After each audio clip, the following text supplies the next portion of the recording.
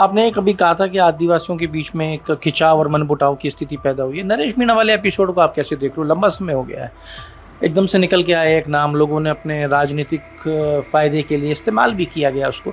आज आप उस स्थिति को कैसे देख रहे हो? देखो, नरेश मीणा वाला जो मामला है, उस मामले में मैं जहाँ तक समझा, जो भी घटनाक्रम हुआ वो ठीक नहीं हुआ, एक्सेप्ट, लेकिन उसको मेंटली टॉर्चर किया था चुनाव के दौरान। इतना उसको प्रेशराइज कर दिया था मानसिक रूप से कि वो बौखलाहट वाली स्थिति में आके घटनाक्रम इसने ऐसा किया। वही चीज हम 84 में फेस करके चुके हैं। बाई इलेक्शन के अंदर सरकार ने पूरी सरकारी मशीनरी का उपयोग किया, सारे अधिकारी, प्रशासनिक अधिकारी को एज ए कार्यकर्ता के रूप में काम करवाया, लेकिन हम लोग पेशेंस बनाए रखा, हम लोगों ने ऐसा नहीं किया। तो वही चीज नरेश मीणा के साथ हुआ, वो पेशेंस खो बैठा और ये घटनाक्रम हुआ। इसके बाद उसके पुराने केस जो नहीं है, इसे खोल के उसको ठोक रहे हैं जबरदस्ती। मतलब ये हुआ कि आप सरकार जब है उस दौरान बाई इलेक्शन कोई लड़ नहीं सकता, आप हाथ खड़े कर दो और सरकार को सीटें दे दो, ये बात होगी फिर तो। मतलब ये जो घटनाक्रम हुआ वो ठीक नहीं हुआ है। और जिस तरह से इसको जेल में बंद करके नए और पुराने जो मामले उठा के उसको डाल के उसकी जमानत होने की जो प्रोसेस डिले किया जा रहा है, मतलब उसको डिले किया जा रहा है, वो लोकतंत्र के लिए घातक है। कि ये हुआ कि किसी उम्मीदवार को आप दबाना चाहते हो। पर जिस हिसाब से मीणा समुदाय दो हिस्सों में बटा, बड़े बड़े नेताओं बुरे बन गए, जो नहीं बोला उसके फेवर में वो बुरा बन गया, एक आंदोलन चला, अब वो बिखराव एक की स्थिति प्रदेश के अंदर नजर आ रही, इसको कैसे आप? मैं नरेश मीणा ने जो किया, मैं उसका पक्षधर नहीं हूँ, लेकिन पुलिस ने किया उसका भी पक्षधर नहीं हूँ। भाई उस आदमी ने चलो थप्पड़ मार लिया, इसके बाद आपको उसको गिरफ्तार कर लेते तुरंत।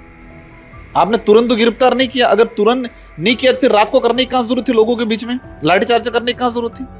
आपको गलत किया तो तुरंत गिरफ्तार करते हैं, और तुरंत गिरफ्तार किया नहीं किया तो जब लोग इकट्ठे हो गए, भीड़ इकट्ठे होकर आंदोलन कर रही है, उनके गांव में बैठे शांतिपूर्वक वो लोग खाना बनाने की तैयारी कर रहे हैं, आंदोलन शांतिपूर्वक धरना नहीं कर सकते हैं क्या? तो वो करने के बाद आपने रात को जाके पुलिस ने आगे से लाठीचार्ज किया, और लाठीचार्ज करने के बाद आगजनी हुई। कई जगह आंदोलनकारी लोग थे, उनकी गाड़ियां चलाई।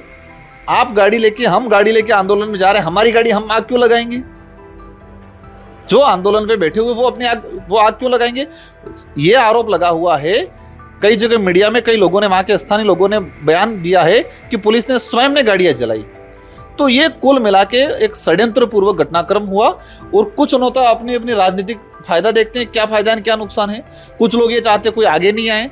तो ऐसी परिस्थिति में सबके अलग अलग बयान होंगे, मैं इन पे नहीं जाना चाहता ज्यादा। जयपुर के अंदर कल एक घटना हुई, एक बेरोजगार, मतलब रोजगार में एक युवा था, उसका घाटा चल रहा था, काम नहीं पनप पा रहा था, शराब ज़्यादा पी ली और तेजा जी के मंदिर में जाके भगवान पे गुस्सा निकाला और मूर्ति तोड़ दी।